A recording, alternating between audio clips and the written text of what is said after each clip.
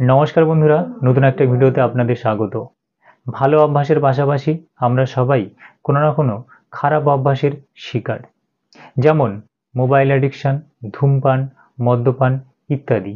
এবং মজার বিষয় হলো আমরা সবাই কিন্তু জানি যে আমরা কোন কোন বদ অভ্যাসের শিকার হয়ে আছি। তো চলুন কীভাবে এই বদ অভ্যাসগুলো আমাদের জীবন থেকে আমরা তাড়াতে পারবো সেই বিষয়গুলো নিয়ে আলোচনা করি। প্রথমত, কুসঙ্গ ত্যাগ করুন। আপনি যাদের সঙ্গে মেশেন তারা সবাই কোনো না কোনো বদ অভ্যাসের শিকার। তারা হয়তো ধূমপান করে, নয়তো মদ্যপান করে, নয়তো তারা সবাই মোবাইলে গেম খেলে বা মোবাইলের যে কোনো রকম অ্যাডিকশানে যুক্ত আছে। তাই আপনিও তাদের মতোই ওই বদ অভ্যাসে জড়িয়ে আছেন।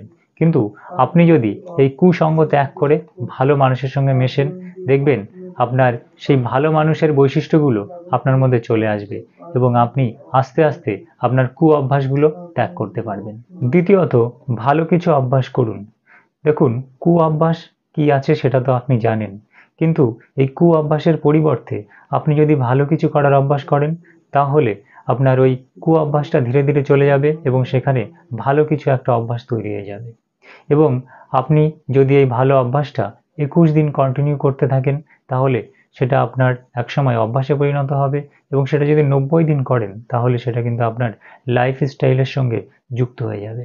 যেমন ধরুন আপনার মোবাইল অ্যাডিকশান আছে, আপনি মোবাইল দেখার পরিবর্তে সেই সময়টা যদি বই পড়েন, আর যখনই আপনার মোবাইল দেখার ইচ্ছা হবে সেই সময় আপনি জলপান করবেন, কয়েকটা পুশ আপ দেবেন, বাইরে থেকে ঘুরে আসবেন।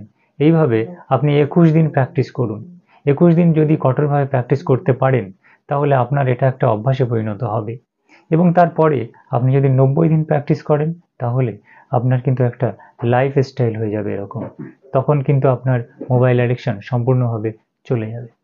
তৃতীয়ত, আত্মবিশ্বাসী হন। কখনোই আপনি ভাববেন না যে আপনি কখনোই এই অভ্যাস ত্যাগ করতে পারবেন না। আপনি বরং এটা ভাববেন যে আপনি খুব সহজেই এই সমস্ত অভ্যাস ত্যাগ করতে পারবেন। যখনই আপনি ভাববেন যে আপনি ত্যাগ করতে পারবেন না, তখন আপনার মস্তিষ্ক আপনার সামনে হাজারটা কারণ দেখিয়ে দেবে যে কেন আপনি এই অভ্যাসটা ত্যাগ করতে পারবেন না। আবার যখন আপনি ভাববেন যে আপনি এই বদ অভ্যাসটা ত্যাগ করতে পারবেন, তখন আপনার মস্তিষ্ক হাজারটা কারণ দেখিয়ে দেবে যে কত সহজ এবং কত রকমভাবে এই বদ অভ্যাসটা ত্যাগ করা যায়। তাই আপনি নিজেকে আত্মবিশ্বাসী ভাবুন, এই বদ অভ্যাসগুলো ধীরে ধীরে ছাড়ুন। নেক্সট পয়েন্ট হলো নিজেকে ব্যস্ত রাখুন। দেখুন, আপনি যদি নিজেকে ব্যস্ত রাখেন, তখন দেখবেন আপনার অভ্যাসগুলো ধীরে ধীরে চলে যাবে। আপনার এই অভ্যাস হওয়ার প্রথম কারণ হলো আপনি নিজেকে ব্যস্ত রাখতে পারেন না, আপনি প্রচুর অলস। সেই কারণে আপনার মধ্যে কিন্তু এই অভ্যাসগুলো আস্তে আস্তে বাসা বেঁধেছে। নেক্সট পয়েন্ট হলো পূর্ব পরিকল্পনা করুন।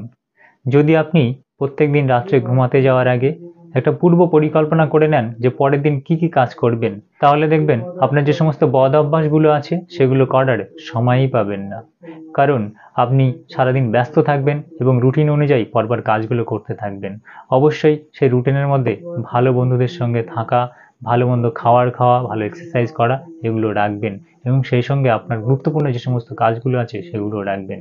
দেখবেন আপনি ধীরে ধীরে এই অভ্যাসগুলো থেকে বেরিয়ে আসতে পারবেন। তো বন্ধুরা, আজকের ভিডিওটা এই পর্যন্ত। যদি ভালো লেগে থাকে একটি লাইক করবেন, আর আপনি যদি চ্যানেলে প্রথম এসে থাকেন চ্যানেলটি সাবস্ক্রাইব করে রাখবেন। সবাই সুস্থ থাকবেন, ভালো থাকবেন। Thank you.